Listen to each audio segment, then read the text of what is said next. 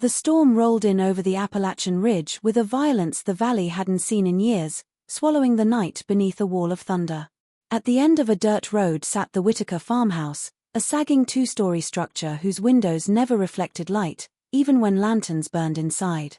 Locals always said the place seemed older than the land around it, as if the soil grew over its bones instead of the other way around. On the night of December 3, 1971, that house became the unwilling cradle of a secret that would haunt an entire generation. Inside, the air reeked of kerosene and iron. A woman's screams tore through the rafters, muffled only by the rough hands trying to keep her quiet. The midwife, brought in from 2 towns over and paid in cash to ask no questions, worked furiously at the foot of the bed. Sweat rolled down her temples as she whispered to herself that she should have left the moment she saw the family's faces, too pale, too still, too eager to keep the windows covered. Something felt wrong, horribly wrong, but by the time she realized it, the child was already coming. The baby arrived with a sound that made the lantern flame shiver. Not a cry, not exactly, something deeper, rawer, as though the world outside had never heard such a voice before. The mother refused to look at the child. The eldest Whitaker brother took it instead, swaddling it in a blanket that looked more like a shroud. The midwife asked a single trembling question, "What exactly have you brought into this world?" But no one answered. They only stared at her, their silence a warning, a threat, a plea she couldn't understand. Moments later, she fled into the storm, clutching her shawl, stumbling down the muddy path toward the main road. She didn't make it far. Neighbors later found her shawl at the edge of the creek, soaked in rainwater and something darker. No one ever found her body.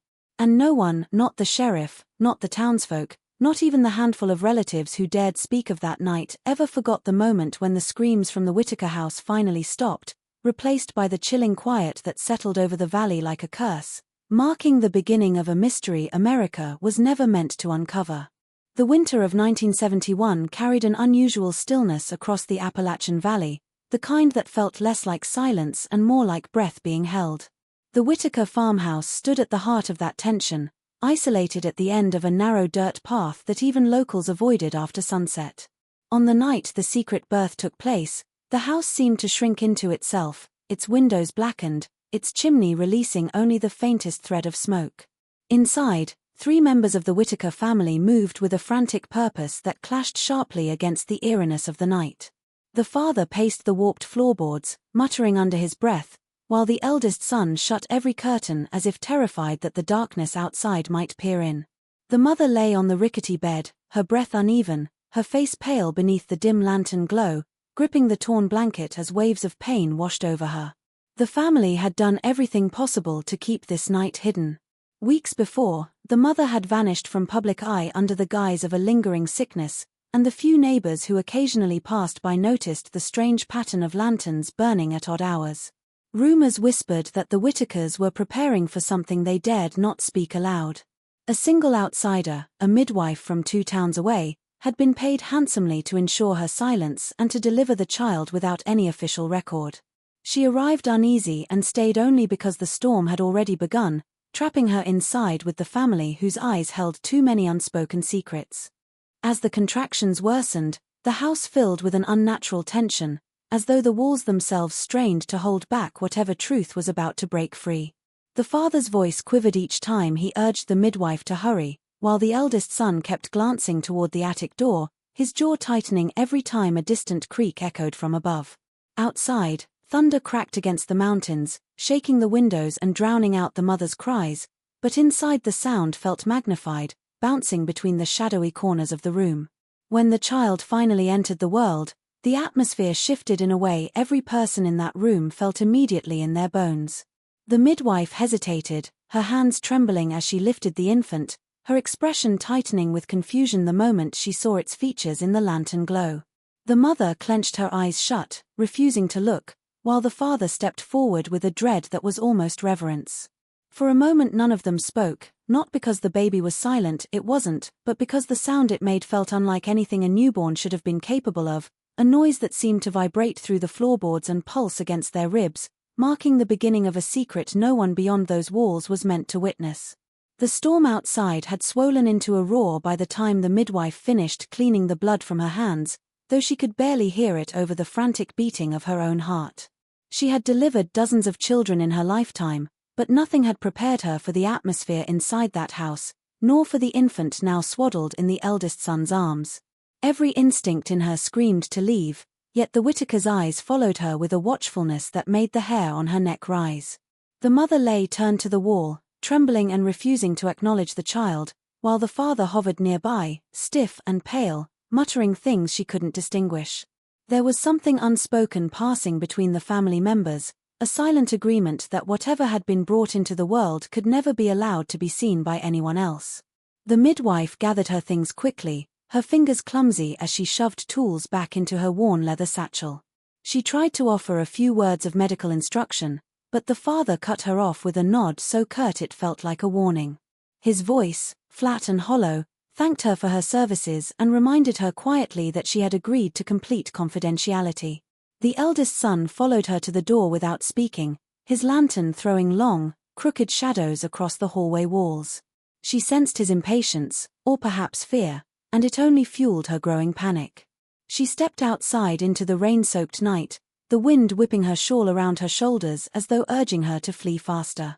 She made it only as far as the bend in the dirt road before she realized something was wrong. The storm should have been deafening at that distance from the house, yet all she could hear was the echo of the newborn's unsettling cry ringing inside her skull. She pressed her hand against her chest, trying to steady her breath, and turned back once more toward the dark silhouette of the farmhouse. That was when she noticed movement near the barn, something shifting in the shadows, too large to be an animal and too unnatural to be human. Her lantern flickered and died, plunging her into darkness. She fumbled to relight it, but the flame refused to catch, water dripping down her fingers and chilling her bones. Hours later, when the storm finally cleared, a farmer riding past found only the midwife's shawl snagged on a splintered fence post, torn and stained with streaks of red that had not come from childbirth. No tracks marked the mud, no signs of struggle were visible, and no one could say whether she had been taken by the swollen creek, by something lurking in the woods, or by the secret the Whitakers had fought so desperately to keep hidden. By the spring of 1972, the valley had begun its slow thaw from winter, but the shadow of the midwife's disappearance still lingered in the minds of those who dared speak of it. Most chose not to. People in that region understood that some stories were safer left unshared, especially when they involved the Whitaker family. So when a government census worker appeared unannounced along the narrow mountain road leading to their property, the sight immediately unsettled the few locals who watched her car pass. Outsiders rarely came that deep into the hills without a reason, and the Whitakers were the last family anyone expected would welcome such attention. The census worker, a woman in her early 40s named Carolyn Hale, was thorough, polite, and stubborn in the way bureaucrats trained to follow exact numbers often are. She had been reviewing records from the prior census and found several inconsistencies: a household listed with fluctuating resident counts, a child who appeared in one year's paperwork and vanished in the next, and a missing set of follow-up forms that should have been submitted months earlier. To Carolyn, it was simply a clerical inconsistency. To the valley, it was a disturbance of something better left sleeping. As she made her way up the muddy road, the air around the farmhouse felt strangely heavy, as though the place had been holding its breath since the night of the storm. When the Whitaker father answered the door, his expression tightened the moment he saw her clipboard. He invited her inside only after a long pause, and even then his voice carried an edge of forced courtesy. Carolyn immediately sensed the tension. The rooms felt too quiet, too staged, as though someone had recently scrubbed away signs of a family's daily life. A single lantern burned on the table, though the afternoon sun streamed clearly through the windows. She began her standard questions, noting every hesitation, every odd glance exchanged between the father and his eldest son, who stood near the doorway like a guard. When she inquired about the household members, the father listed only 3, himself, his wife, and the eldest son. No mention of the mother's sudden frailty, no mention of the child born in the winter, no acknowledgement of the whispers surrounding that stormy night. Carolyn pressed gently, referencing the previous census report that indicated 4 residents. The father's reaction was swift, a low, firm correction that the earlier count had been mistaken, that they had never reported an additional family member. The eldest son's knuckles whitened around the worn wood of the doorframe, his eyes fixed on her in a way that made her pulse quicken. Something about the rigid atmosphere told her not to push further, but her job demanded she verify the discrepancy.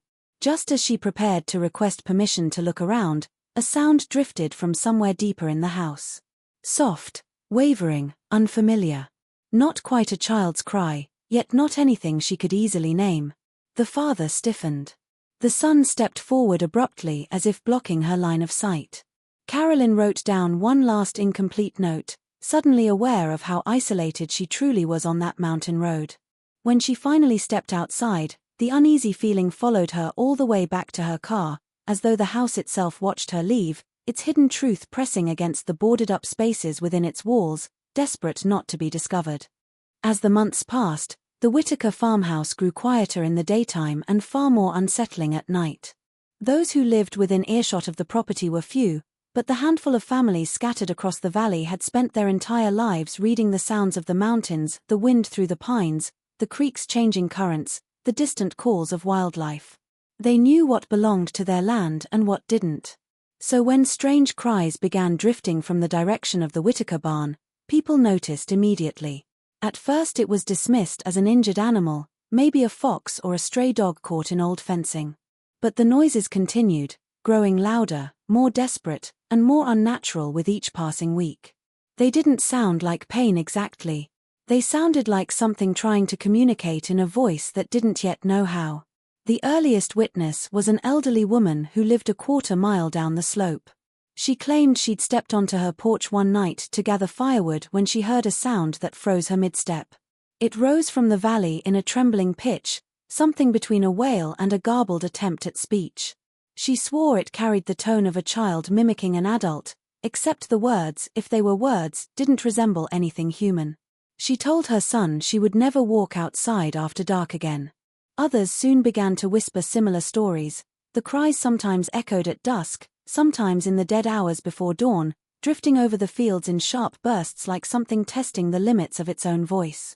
The barn itself, barely standing even in good weather, seemed to lean farther every time a gust pushed through.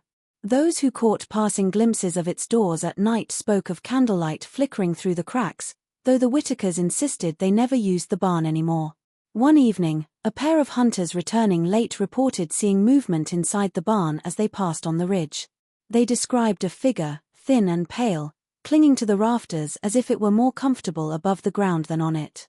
They left the valley the next morning and refused to hunt that side of the mountain again. Rumors began to spread faster than the spring thaw, each retelling transforming the cries into something more sinister. Some claimed the sound held intelligence, as if the thing crying out understood it was being listened to.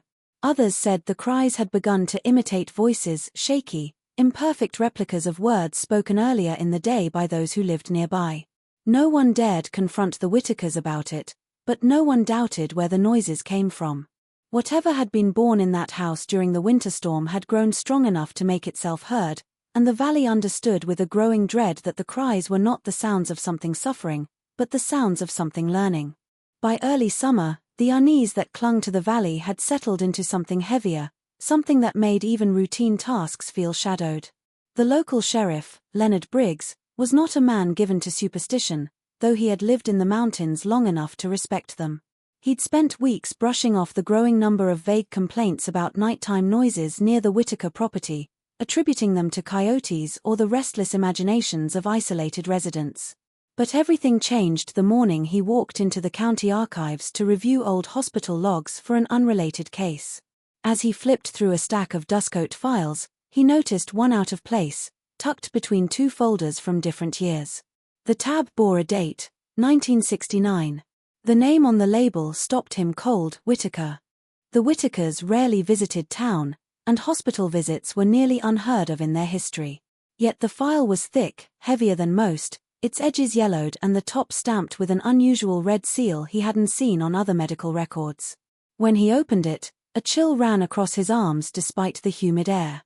The first page documented an admission of a young woman, no first name, only Whitaker female, approximate 17, brought in late at night with injuries the attending physician had described as inconsistent with an accident.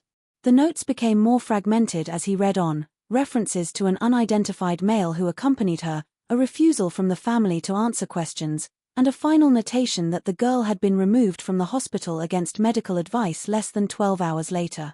But the final page was the one that truly unsettled him. It mentioned a missing nurse, last seen leaving her shift the same night the Whitaker girl had been admitted. The nurse's disappearance had been hastily attributed to her abrupt decision to leave town, but the sheriff knew that no official investigation had followed. The record ended with a handwritten addendum in fading ink, likely from a doctor long retired, warning that the Whitaker father had demanded the file be destroyed. Why it still existed was a mystery. Sheriff Briggs closed the folder slowly, sensing something concealed beneath years of avoidance. The room seemed suddenly smaller, the fluorescent lights harsher.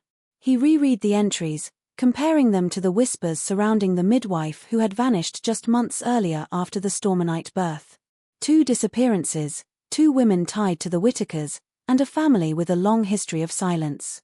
He tried to dismiss the prickle along his spine, but the more he connected the pieces, the clearer it became that the 1971 birth was not an isolated event but part of a pattern rooted deeper than anyone had dared acknowledge. The sheriff left the archives with the folder clutched tightly under his arm, certain of only one thing: whatever the Whitakers were hiding had been growing long before the night the valley first heard those cries. The summer heat pressed heavily over the valley when the traveling priest first stumbled into town, his dusty boots and weather-beaten coat marking him as someone who'd spent weeks on the road. Father Alden was known to visit remote mountain communities every few years, offering blessings or counsel to families who rarely saw the inside of a church. But this visit was different. Those who spotted him walking the dirt road toward the sheriff's office later remarked that he looked pale beneath his sunburn, his hands trembling slightly as though he carried a weight far greater than his pack. Sheriff Briggs noticed the exhaustion in his eyes the moment he stepped inside, but it wasn't fatigue alone, it was fear, the kind that lingers on a man who has looked at something he cannot explain. The priest requested a private conversation, lowering his voice even though the office was empty. He hesitated before speaking, as though wrestling with whether to reveal what he knew. When he finally described his encounter with the Whitakers, his words came slowly, like each one carried its own burden. He explained that earlier in the spring, just weeks after the census worker visited, the Whitaker father and eldest son had approached him on the mountain road, asking urgently for a cleansing ritual. Not a blessing, not a prayer, something far more desperate. They claimed something inside their home had begun speaking at night in a voice that didn't belong to a child. The priest had initially dismissed it as superstition, but the look in their eyes, wide, exhausted, hollow, convinced him to follow them. As he recounted the visit to the farmhouse, he never once described the thing brought to him in the burlap sack. Sheriff Briggs pressed gently, but the priest refused, shaking his head each time with increasing agitation. He only said that when the Whitakers untied the sack, the smell alone made him recoil. There was movement inside, slow, deliberate, unnatural, and a low, wet sound that he prayed he would forget but knew he never would. Whatever was inside, it was not something he could bless, cure, or even reason with. The father had begged him to rid the family of it, insisting that it wasn't a normal child and that its voice had begun to mimic their own words. The priest tried reciting scripture, but the moment he began, the thing in the sack uttered a faint, rasping sound that twisted the syllables of his prayer into something distorted. At that moment, he refused to continue and instructed the Whitakers to take it away.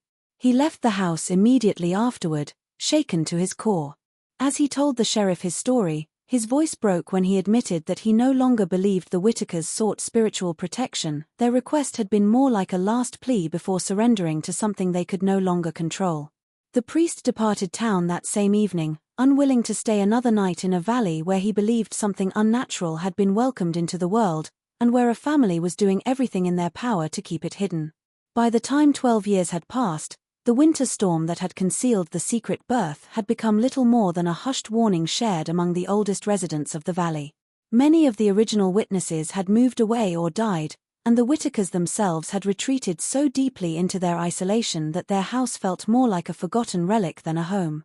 Yet the land never forgot. The woods surrounding the property grew increasingly uneasy, and hunters reported unexplainable shifts in the air, moments when the forest fell completely silent, as if every living creature paused at once. Most dismissed it as superstition. Others knew better. The truth revealed itself on an early autumn evening when a group of schoolchildren spotted something unusual during their walk home. They saw a figure standing near the tree line, barefoot on the fallen leaves, its skin ghostly pale in the golden light of dusk. At first they thought it was a lost child, perhaps one of the Whitaker youngsters they had heard whispered about but never seen. They called out, but the figure didn't react. It simply tilted its head, studying them with an expression that didn't quite match the innocence of its small frame. When they stepped closer, the child finally moved, gliding rather than walking, its feet making no sound as it retreated into the trees. What struck the children most wasn't its strange manner of movement, it was the sound it made before vanishing. Not a cry, not a word, but a low, trembling murmur in a dialect none of them recognized, almost as if it were repeating a language it heard only in fragments. The sighting spread through the valley quickly, though the adults dismissed it as childish imagination. But days later, a hunter encountered the same figure at dawn, standing ankle-deep in the creek with its hands submerged in the icy water. He froze, watching as the child lifted its head with slow, unnatural precision, its eyes reflecting the faint morning light like two mirrors. When he spoke to it, it responded in a quiet tone that almost formed words that twisted into a sound resembling the hunter's own voice, though distorted, as if coming from a memory rather than a mouth. Terrified, he fled before it could step toward him. More sightings followed. Some claimed to see the child perched in the old oak branches behind the Whitaker house, staring down through the leaves.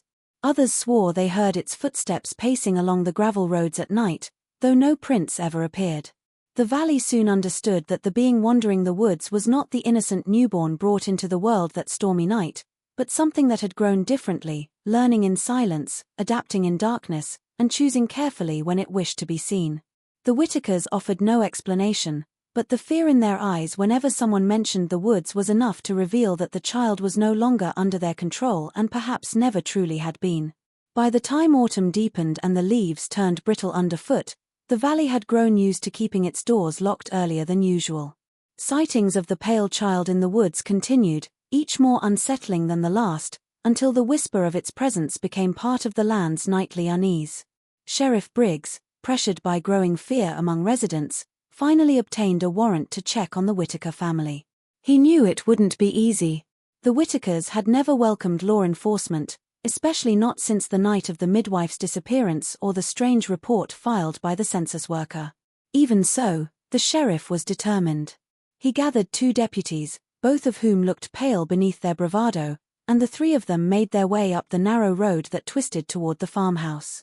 From the moment they stepped onto the property, something felt wrong. The grass was overgrown, the fence half collapsed, and the air held a stale stillness as though the house had been abandoned for months. One of the deputies tapped the porch railing, and it crumbled under his fingertips. Sheriff Briggs knocked on the door, calling their names in a firm voice, but the only answer was the hollow echo bouncing through the interior. After a moment, he pushed the door open, and it swung inward without resistance. The smell hit them first. Not rot exactly, not the scent of decay they expected, but something old and stale, as if time had stopped inside and refused to move forward. Inside, the house appeared as though its inhabitants had vanished in the middle of their routine.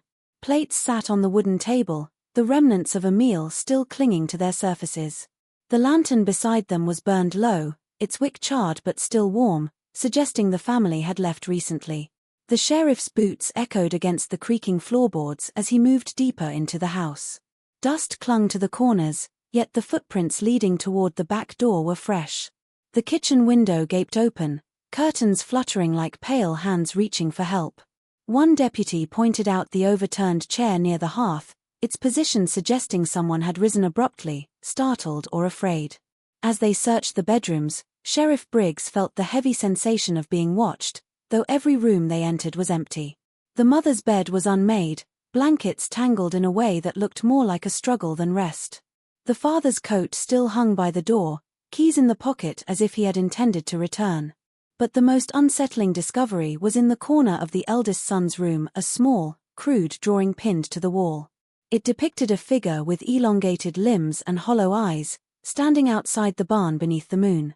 The handwriting beneath it was jagged, uneven, and almost frantic. He wants to come home. The deputies exchanged glances, their breath shallow. The sheriff followed the footprints leading out the back door into the yard, but they disappeared abruptly near the edge of the tree line, as though the entire family had stepped into the woods and dissolved into the shadows. No signs of struggle, no scattered belongings, no answers, only a house frozen in time, still warm with the remnants of lives that had vanished without warning. And in the quiet that followed, the sheriff realized the Whitakers hadn't simply fled. Something had driven them out, something older and more patient than fear itself, leaving behind only questions and the uneasy certainty that the valley had not yet seen the last of what had emerged from that house in 1971. Night draped itself thickly over the valley when a distant, steady thumping began echoing through the trees. At first, only a few residents noticed it, insistent yet muffled, like something pounding rhythmically against wood. But by the second night, more people were waking in the dark hours, sitting upright in their beds with the same uneasy thought. The sound was coming from the Whitaker barn. The structure had been abandoned for years, its roof bowed, its hinges rusted, its walls leaning so precariously that even daytime hikers avoided passing too close. Yet now it pulsed with a strange, deliberate sound, each thud spaced apart with uncanny patience, as though something inside were testing its confinement. No animals lived there, no tools remained, and no one in the valley had dared step foot near it since the family vanished. The sheriff, tormented by the earlier investigation that had revealed more questions than answers, decided to approach the barn himself. He tried to convince a deputy to accompany him, but both refused, offering excuses that crumbled under the weight of fear they couldn't admit aloud. So he went alone, armed more with dread than with the pistol at his side. The moon was full when he reached the property, pale light spilling over the dirt path like a thin layer of frost. The Whitaker house stood dark and hollow, but behind it, the barn glowed faintly with a flicker of yellow light slipping through its warped boards. The thumping grew louder as he approached, each impact vibrating through the earth beneath his boots. When he reached the door, he paused, noticing deep scratches etched into the wood, fresh ones, the splinters still curled and raw. Something had been clawing from the inside.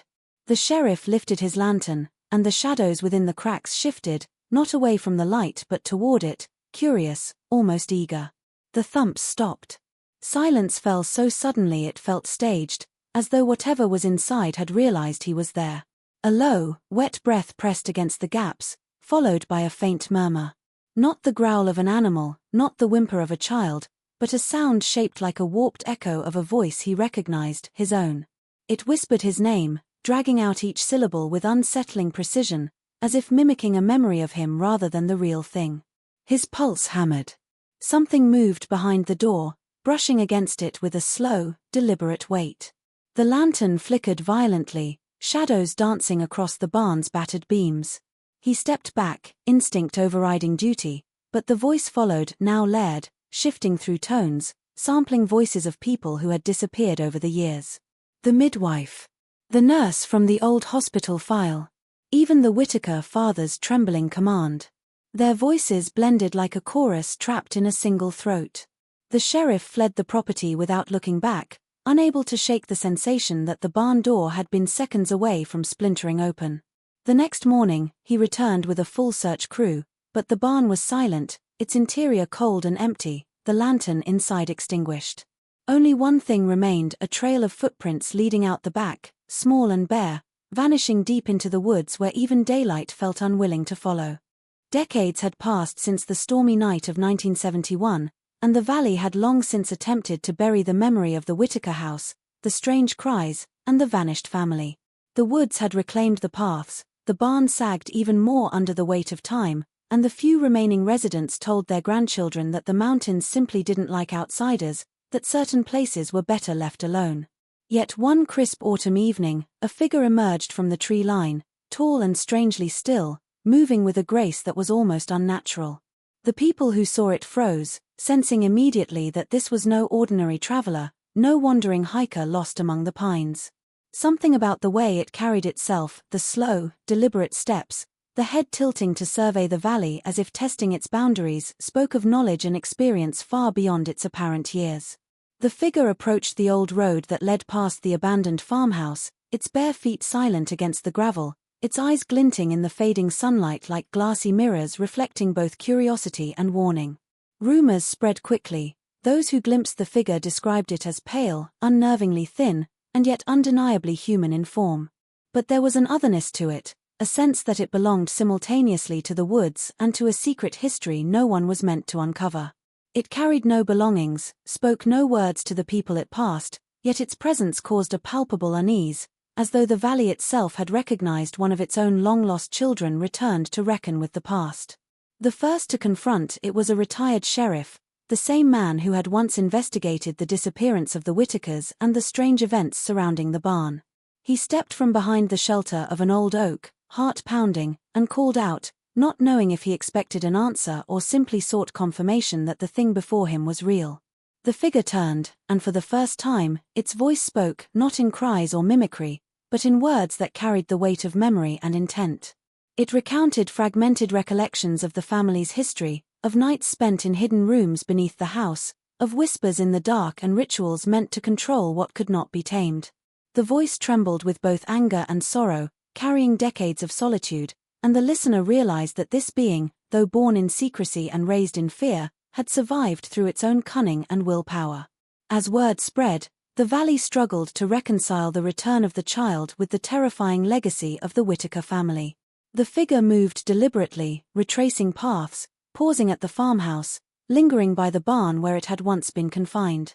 Its presence demanded acknowledgement, a reckoning with events that had long been ignored.